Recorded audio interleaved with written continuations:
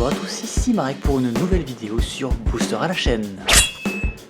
Donc voilà, nous nous retrouvons ce soir ou cette nuit, enfin ce sera pas forcément le soir ou la nuit pour vous qui me regardez, qui regardez cette vidéo, mais ce l'est pour moi en tout cas car il est 4h15 du matin et je me suis dit, voilà, il fait nuit, il fait sombre, l'ambiance est un peu lugubre dans l'appartement, pourquoi ne pas ouvrir un display ténèbres sur Innistrad, hein, pour se mettre dans l'ambiance jusqu'au bout. Et donc voilà, j'ai décidé de vous en faire profiter. Alors écoutez, allons-y. On va voir ce que nous réserve ce petit display. Alors, ces boîtes qui sont toujours super faciles à ouvrir.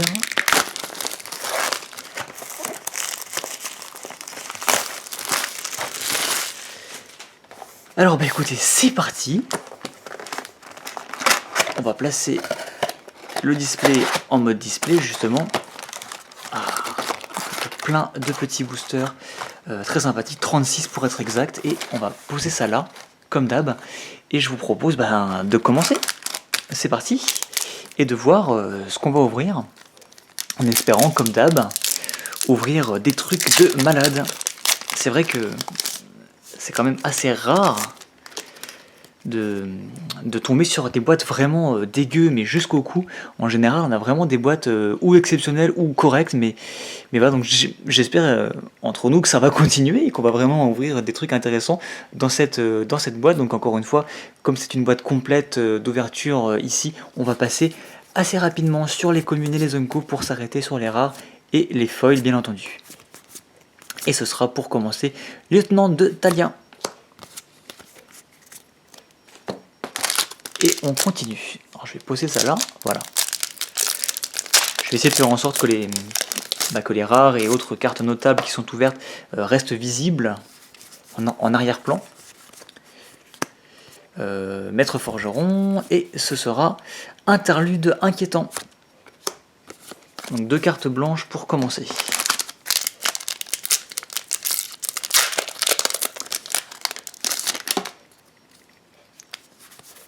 Allez, c'est parti. On aura missionnaire et ce sera visiteuse d'asile.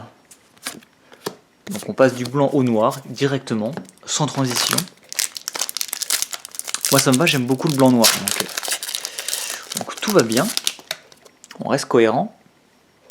Retour titubant. Bah oui, si c'est les corbeaux qui te ramènent, forcément, tu vas pas être très stable. Oula. Oula, je zappe des cartes, c'est parfait, et on aura bienvenue au bercail, donc la fameuse carte bleue qui se joue en folie et qui vous permet tout simplement d'acquérir le contrôle de petites créatures. Alors c'est marrant parce que je l'avais pas, en tout cas elle me dit absolument rien, donc nickel. Hop, et c'est parti. Nouveau petit booster qui nous offrira peut-être une foil. Temple du cimetière marin, que je n'avais pas non plus, donc c'est parfait. Dans cette boîte, j'ouvre que des cartes que j'avais pas, c'est super. Donc un petit terrain qui vous ajoute un mana incolore à votre réserve, ou qui peut se ramener tout seul sur le champ de bataille depuis le cimetière en payant 3.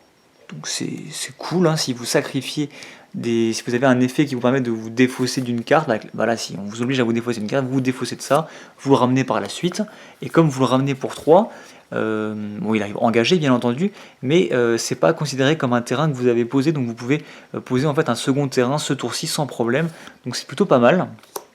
Je pense que ça sert avant tout à ça, voilà, tout simplement. Ou si vous avez des effets qui vous mettent des terrains au cimetière, c'est voilà, là vous avez un terrain qui revient tout seul, donc c'est plutôt sympa.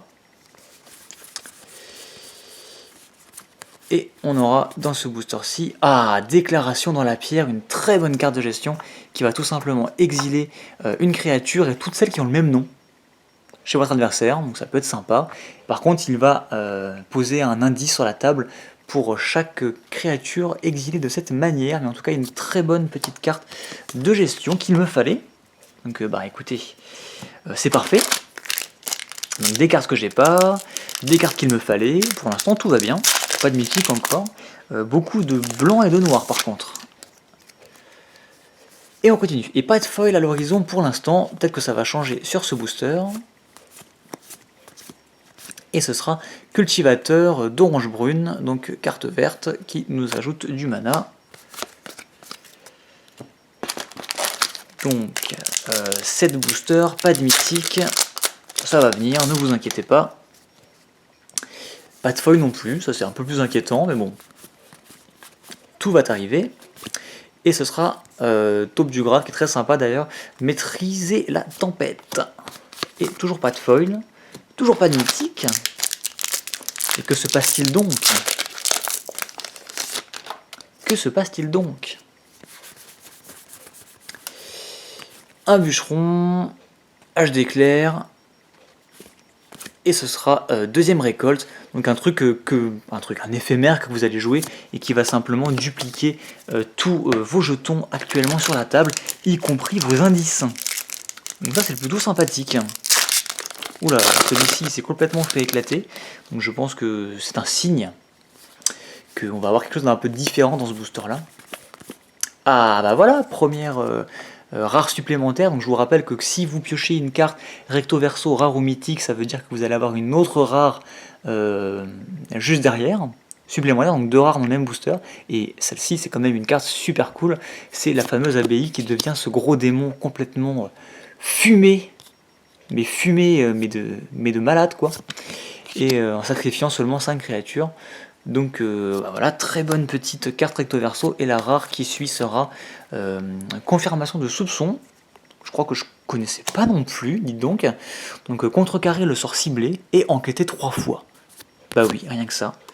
Et derrière, pas de foil. Ah, et ce fameux petit jeton humain éclair 1-1, bah justement, c'est pas le jeton... Si, c'est le fameux jeton qui est posé avec l'abbaye. Donc bah, c'est pas mal ça, cette petite abbaye. Très bonne petite rare.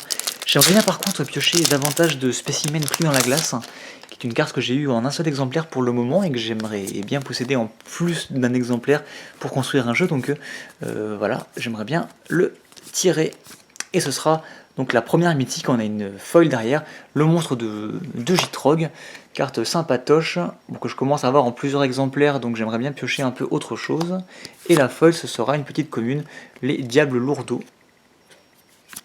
Voilà. Donc ouais, j'étais content à ma première grenouille, mais là je vous avoue que j'étais en plein de fois et elle sert pas à grand chose en plus qu'un seul exemplaire. Et parce que moi je comptais plutôt le jouer en EDH. Mais voilà, donc il me manque encore pas mal de mythiques que j'ai jamais ouvert, des Planeswalkers notamment, donc j'aimerais bien en piocher. Deuxième récolte à nouveau. Ça c'est pas mal. Et une foil qui sera une rare foil tout simplement, Pierre de Grave corrompue, qui n'est pas une rare dégoûtante, on va dire. Ça fait toujours plaisir. On a ouvert une mythique pour l'instant. Voilà, c'était un monstre de Gitrog. Tout va bien. On a ouvert pas mal de rares, donc je pense que les boosters qui vont suivre vont nettement s'améliorer. On commence à ouvrir nos premières foils d'ailleurs. Et ce sera le journal de Tamio. Une petite carte sympa qui permet de faire mumuse avec des indices.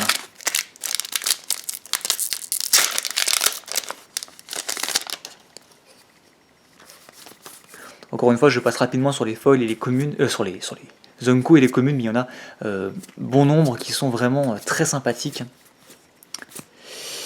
Triskedecaphobie, une carte que je n'avais pas non plus, donc je suis content de la piocher, surtout qu'elle est très fun.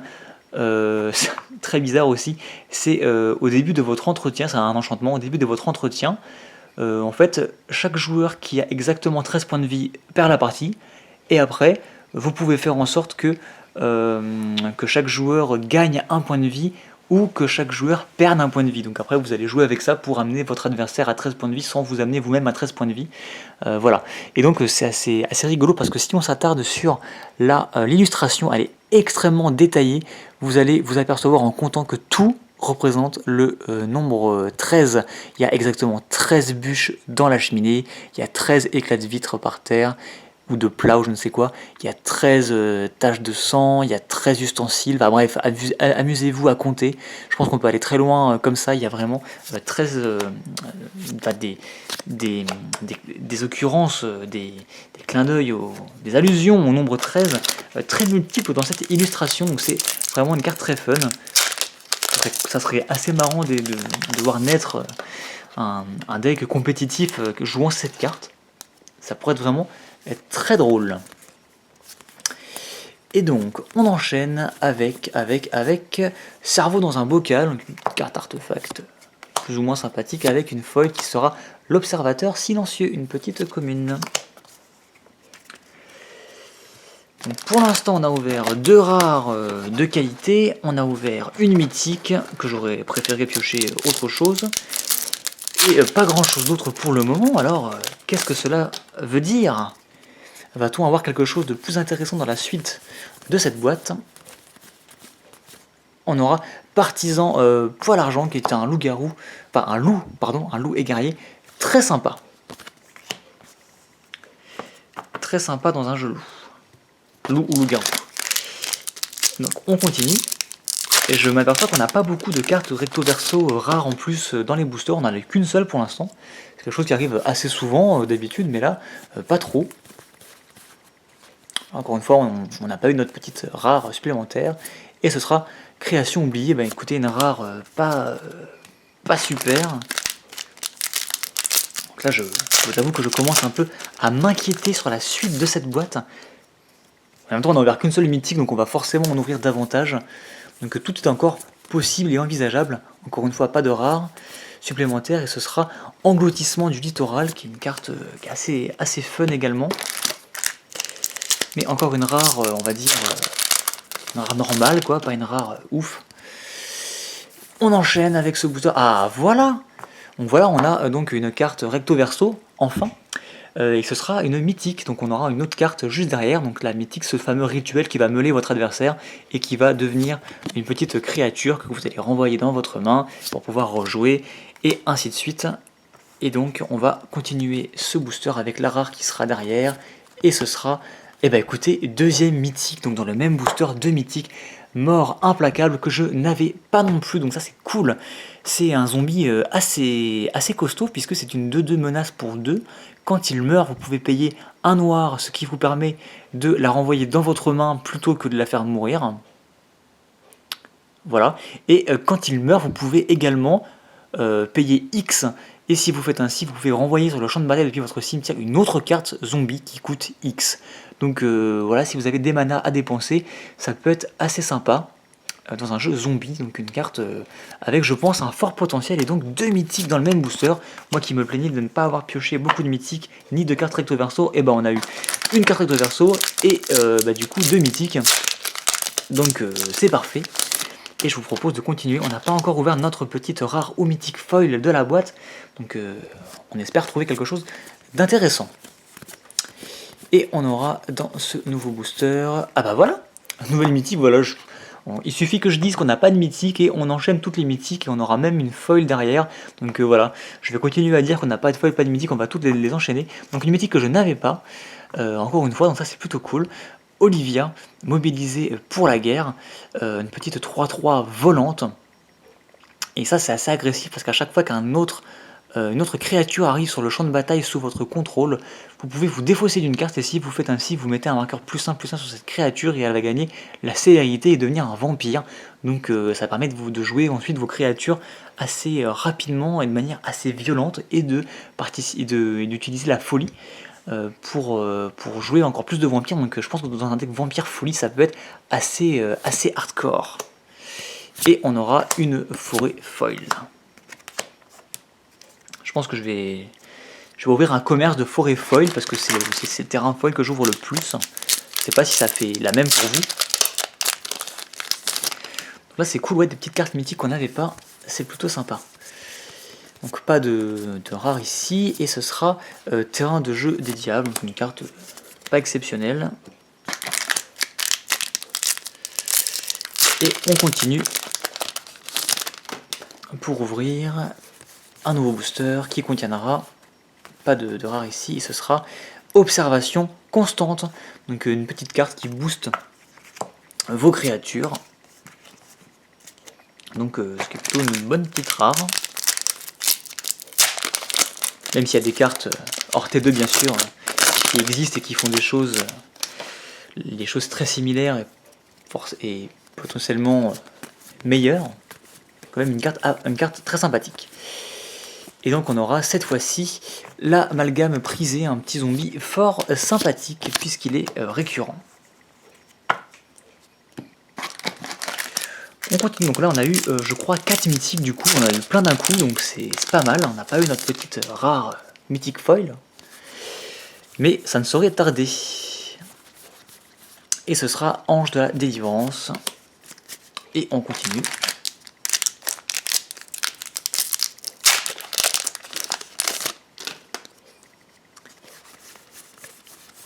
Et dans ce booster, bah voilà, spécimen pris dans la glace. Moi qui voulais justement piocher cette carte, et ben la voici. Donc à nouveau une carte recto verso, donc on aura une autre rare derrière. Donc cette petite créature, si vous ne la connaissez pas, elle est vraiment géniale. Vous avez une 0-4 avec 4 marqueurs glace, et dès que vous jouez des sortes d'éphémères ou de rituels, vous enlevez un marqueur, et dès qu'elle n'en a plus, vous avez une 7-8 monstrueuse qui renvoie dans la main de son propriétaire toutes les créatures non horreur. Donc voilà une carte vraiment assez fortiche. Et on continue pour avoir une mythique dans le même booster. J'étais hors champ, c'est parfait. À nouveau une mythique que je n'avais pas.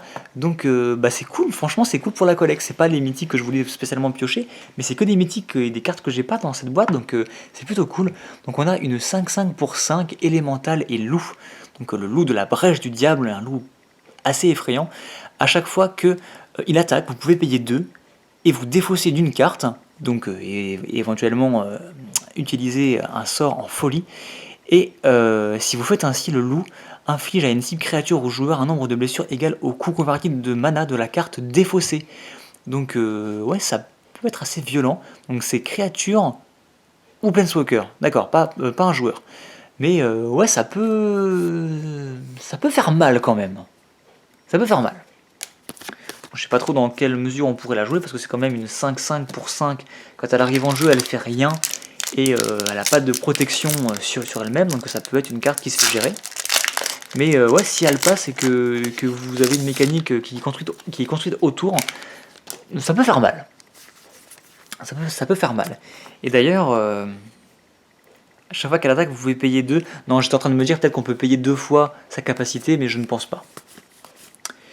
Et on aura dans ce nouveau booster combustion du dedans, avec un vampire qui est sur le point d'exploser. Là je crois qu'on a eu notre quota de mythique pour cette boîte. Espérons à nouveau trouver des rares intéressantes. On a une foil derrière, donc ce sera plaque du tueur.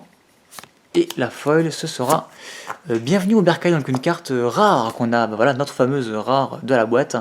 Qui n'est pas forcément exceptionnel, qu'on a ouvert un peu avant en version non foil, et que je n'avais pas d'ailleurs, donc c'est bien, carte que j'ai pas, que j'ouvre en 2 exemplaires, dont une foil dans la boîte.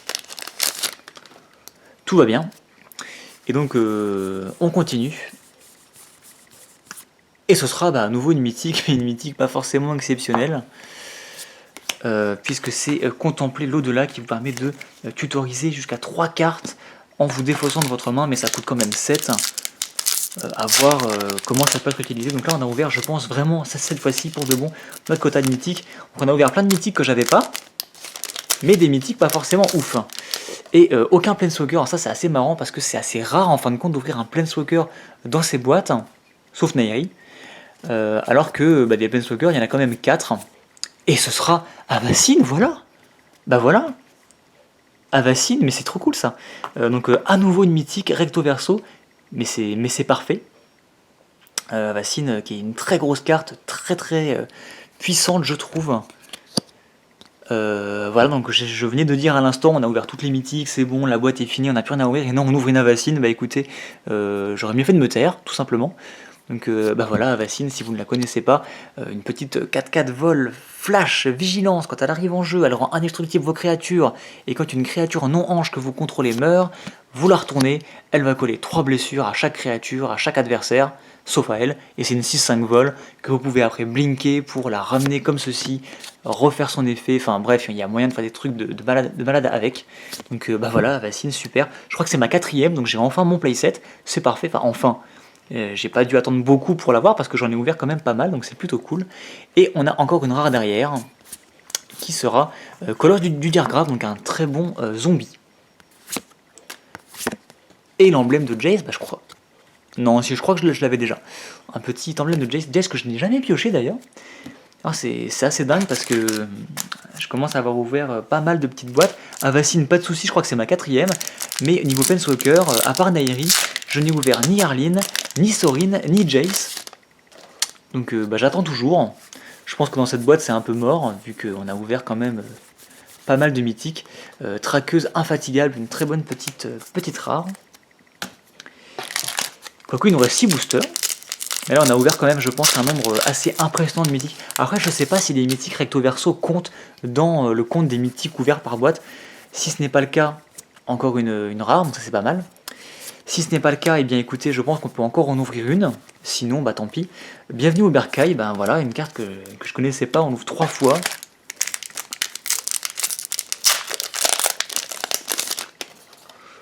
Hop, et on continue avec ce booster qui nous donnera encore une... J'ai complètement zappé la rare puisque j'étais attiré par la foil à valeur Falconras. Et ce sera derrière une petite Unco, gardien des terres. C'est plus ce que je disais oui que si le compte des mythiques recto verso n'est pas pris en compte dans le nombre de mythiques par boîte moyen, il y a peut-être moyen, encore une fois d'ailleurs, il y a encore moyen qu'on ouvre une mythique, ça pourrait être sympa. Et ce sera pour la rare Annulation Angoissée, une très bonne petite carte de gestion éphémère qui va exiler un permanent non-terrain et vous payez 3 points de vie, mais sympa, donc je l'avais qu'une fois je crois, donc je suis content de l'avoir ouvert, c'est parfait, c'est très bien.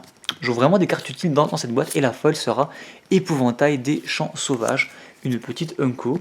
Donc c'est bien pour la collecte, mais ça s'arrête là quoi. Et on continue avec un nouveau booster qui nous offrira à nouveau une rare recto verso, donc un loup-garou. Et on aura derrière, tiens c'est marrant ça, 2 terrains qui se suivent, donc un terrain rouge-vert. Piste du gibier que j'avais pas ou pas beaucoup d'ailleurs. Donc c'est plutôt cool. Il nous reste 2 boosters. Donc on a Arlene et le vampire juste derrière. Alors que vont nous offrir ces boosters? En général les derniers boosters d'une boîte n'offrent absolument rien. Mais bon, on peut être surpris. Nous aurons rien ici et combustion du dedans. Donc comme je le disais, pas grand chose. Le tout dernier booster de cette boîte va peut-être nous offrir encore bien des surprises, mais j'en doute. Et ce sera, bon j'avais cru voir un truc, donc pas de carte supplémentaire ici, on a une foil malgré tout, donc ça peut être sympa, et on aura Tanchen, un petit esprit qu'on n'avait pas vu depuis un petit moment, esprit très sympathique, et la dernière foil sera un marais, donc bah oui, bah c'est toujours bon à prendre, hein. Faut toujours espérer ouvrir mythique foil, hein, pourquoi pas, mais ce sera un marais, ce qui est plutôt bien. Et donc voilà, c'est tout pour cette boîte. Donc on va quand même récapituler ce qu'on a ouvert. Donc on a ouvert pas mal de petites foils en fait, j'ai l'impression. Et alors qu'est-ce qu'on a ouvert d'intéressant là-dedans? Donc je vais récapituler les mythiques d'une part pour les compter parce qu'on en a eu pas mal, j'ai l'impression. Et les cartes utiles, donc pas forcément mythiques d'autre part. Petit packaging là qui nous embête. Donc, on a ouvert, qu'est-ce qu'on a ouvert? Donc, Déclaration dans la pierre, qui est une très bonne petite rare. On a ouvert un premier mythique, donc le loup de la brèche du diable, spécimen dans la glace, qui est une très bonne rare. On a ouvert Olivia, ça c'est vraiment pas mal. En mythique, donc deuxième mythique, mort implacable, éveil en sursaut, donc là on avait ouvert toutes les mythiques un peu à la chaîne. La partisane qui est sympa aussi. La pierre qui tient grave. On avait ouvert une grenouille au début, une abbaye que je me permets de mettre ici. On a ouvert annulation angoissée qui est sympa. La traqueuse, je vais la mettre là. On avait ouvert Avacine, bien sûr, et contempler l'au-delà. Pour un total de 1, 2, 3, 4, 5 mythiques normales, et donc on va jusqu'à 7 si on compte les 2 mythiques bonus. Donc c'est plutôt pas mal, et quand même une bonne brochette de rares vraiment très intéressante. Parmi les mythiques, en truc très bien, on a eu Avacine, je pense, Les Morts Implacables et Olivia. Donc écoutez, une boîte très correcte, très correcte je pense. Voilà, donc pas de Planeswalker malheureusement, on peut pas tout avoir. Il faut ouvrir un petit peu de tout, hein. Il faut laisser des Planeswalkers aux autres aussi, aux autres boîtes, je voulais dire. Et écoutez, c'est tout pour cette vidéo, j'espère que ça vous aura plu, que vous aurez passé un bon moment avec moi pour cette petite ouverture tardive, puisque là il est quasiment 5h du matin maintenant, donc je vais aller me coucher d'ailleurs avec de beaux rêves, puisque voilà, je vais rêver de cette petite Avacine et de toutes ces bonnes petites cartes qui ont été ouvertes. Et écoutez, on va se laisser, hein, on va se quitter là-dessus. Donc je vous dis à bientôt pour de nouvelles vidéos. Encore, il reste pas mal de boîtes à ouvrir, pas mal, tout est relatif, pas mal de boîtes Innistrad à ouvrir encore, donc on va encore ouvrir des super bons trucs, je l'espère. En tout cas, moi je n'ai pas complété tous mes playsets, donc j'ai encore quelques boîtes à ouvrir. Comme vous pouvez le voir, hein, il y a pas mal de cartes qu'on a ouvert aujourd'hui que je n'avais pas, donc tout ça pour dire que je n'ai pas encore tous mes playsets, que je n'aurai pas d'ailleurs je pense, parce qu'il faudrait ouvrir vraiment beaucoup de boîtes. Mais en tout cas, j'ai mon playset d'Avacine, donc ça c'est super cool, je vais enfin pouvoir monter mon deck, il a joué en 4 fois, et c'est super, donc je vous dis à plus, et voilà, c'est tout, hein. Bonne nuit aussi.